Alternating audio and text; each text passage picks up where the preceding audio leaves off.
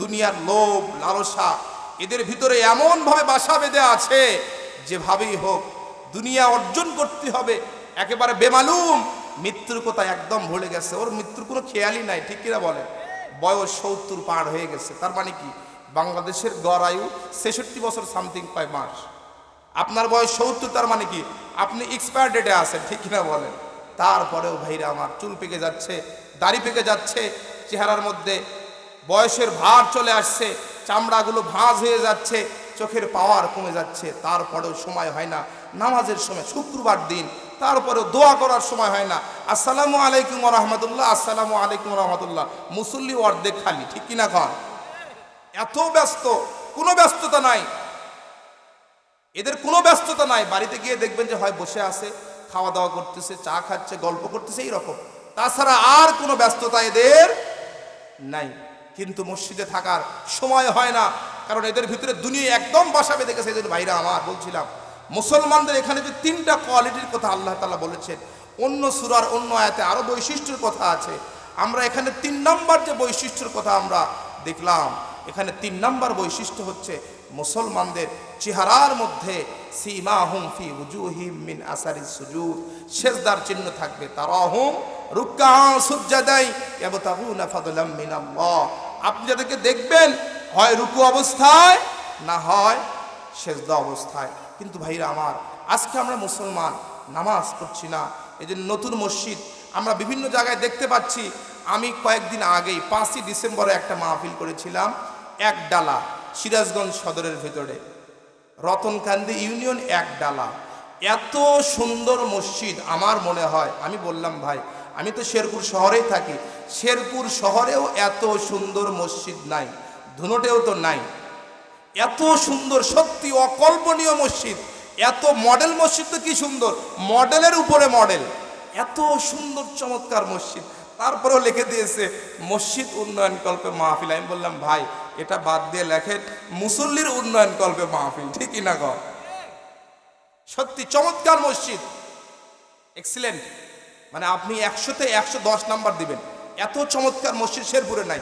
আমি তো অনেক মসজিদে ঘুরেছি, দেখেছি। এই জন্য ভাইরা আমার বলছিলাম, আমাদের মসজিদ উন্নয়ন করতে হবে, এটা জরুরি।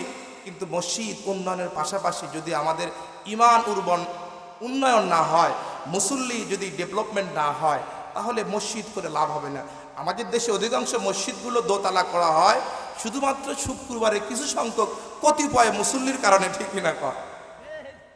ফজর নামাজের সময় মুসল্লির খবর নাই, জোহরে মুসল্লি নাই, আসরে নাই, মাগরিব এশাতে নাই, শুধুমাত্র শুক্রবার। ভাইরা আমার, এই জন্য বলছিলাম, আমাদের আরেকজন আলোচক আছেন, উনি আলোচনা করবেন, আমি 8:30টায় শেষ করে দেবো ইনশাআল্লাহ। এই জন্য ভাইরা আমার বলছি যে আলোচনা যাই হোক, আমরা মসজিদ উন্নয়নের পাশাপাশি আমাদের ঈমানটা উন্নয়ন করা জরুরি। নামাজ, 5 ওয়াক্ত নামাজ আপনি না পড়লে, আপনি যে দলই করুন, যে ইসলামী দল করেন না কেন, 5 ওয়াক্ত নামাজ যদি আপনার ভিতরে না থাকে, আপনার চরিত্রের যদি পরিবর্তন না হয়, একটা কথা মনে রাখবেন, মুহাম্মদুর রাসূলুল্লাহ সাল্লাল্লাহু আলাইহি ওয়াসাল্লামকে মক্কার কাফেররা 4টা মিথ্যা অপবাদ দিয়েছিল। কয়টা বলেন? 1 নাম্বার, মুহাম্মদ সাল্লাল্লাহু আলাইহি ওয়াসাল্লামকে বলেছে মুহাম্মদ সাল্লাল্লাহু আলাইহি ওয়াসাল্লাম হলো পাগল, নাউজুবিল্লাহ। মুহাম্মদ জাদুকর, মুহাম্মদ সাল্লাল্লাহু আলাইহি ওয়াসাল্লাম গণক, মুহাম্মদ সাল্লাল্লাহু আলাইহি ওয়াসাল্লাম হলো কবি। এই 4টা কথা বলেছেন। কিন্তু আল্লাহর কসম, মক্কার ওই জাহিলি যুগের আবু জেহেল, আবু লাহাব, উতবা, সাইবা, আবু সুফিয়ান সহ সমস্ত কাফেররা কেউ একথা বলার সাহস পায় নাই মুহাম্মদ সাল্লাল্লাহু আলাইহি ওয়াসাল্লামের চরিত্রের সমস্যা। মুহাম্মদ মিথ্যা কথা বলে, নাউজুবিল্লাহ বলেন। কারণটা কি? মুহাম্মদুর রাসূলুল্লাহ সাল্লাল্লাহু আলাইহি ওয়াসাল্লাম এমন একটা সুন্দর চরিত্র বিল্ড আপ করেছিলেন, এমন একটা সুন্দর চরিত্র ছিল তার। চরিত্রের মাধুরী দেখে হাজার হাজার অমুসলিম ইসলাম কবুল করেছেন। কোন সুবহানাল্লাহ! কত সুন্দর ব্যবহার তার ছিল। আন আনাস রাদিয়াল্লাহু তাআলা খাদিমতুন নবিয়্যা সাল্লাল্লাহু আলাইহি ওয়াসাল্লাম 10 সিনিন। আনাস থেকে বর্ণিত হাদিস, দেখেন রাসূলের চরিত্র কেমন ছিল। আনাস বলছেন, আমি 1 বছর 2 বছর নয়, 10-10টি বছর পয়গম্বরে আরবি বিশ্বনবী মুহাম্মদুর রাসূলুল্লাহ সাল্লাল্লাহু আলাইহি ওয়াসাল্লামের খেদমত করেছি। লাম ইয়াকুল্লি শাইইন ফাআলতু লিমা ফাআলতা, এই 10 বছরের মধ্যে আমাকে কখনো বলেন নাই, আনাস এই কাজ তুমি কেন করেছো আর এই কাজ তুমি কেন করো নাই। ধমক দিয়া উচ্চ বাক্যে কখনো কথা বলে নাই। আর আমরা সামান্য 2 টাকার একটু মালিক হলে কাজের লোকের সাথে, রিক্সাওয়ালার সাথে, ভ্যানওয়ালার সাথে এমন খারাপ ব্যবহার করি, তুই কি মোরে চিনিস? ঠিক কিনা কর?